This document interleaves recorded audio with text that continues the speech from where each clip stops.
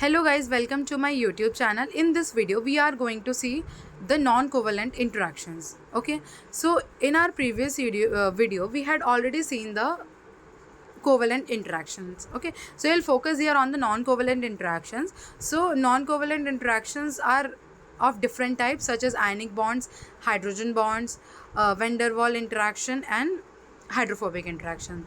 Okay, we'll here going to focus on ionic bonds only. Okay, so ionic bond is formed due to the result of transfer of electrons. Okay, in ionic bond there will be formation of cation and anion. So cation is the positively charged ion and anion is the negatively charged ion. Okay, now there will be electrostatic attraction between anion and cation. Okay, so it which is formed due to the electronegativity difference between two atoms, which is very large.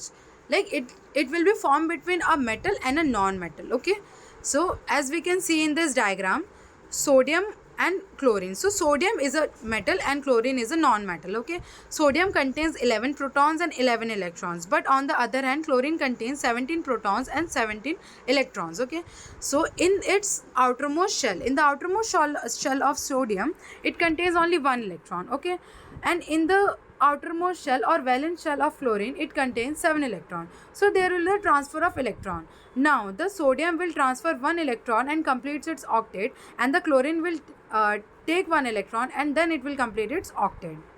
So now there will be the formation of sodium chloride.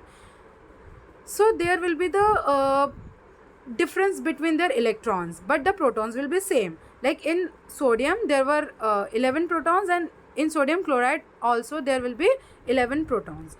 Okay, but the differences in the number of electrons will take place. Now the sodium will contain 10 electrons and the chlorine will contain 18 electrons. So there is one formula for calculating the electrostatic interaction, so which is denoted by F is equal to 1 by 4 pi epsilon Q1 by Q1 into Q2 by R square. Okay, so here F is equal to electrostatic interaction, Q is the magnitude of the charge, R is the distance between the charge group, and E is the dielectric constant. So for water at 225 degrees centigrade, dielectric constant is 78.5.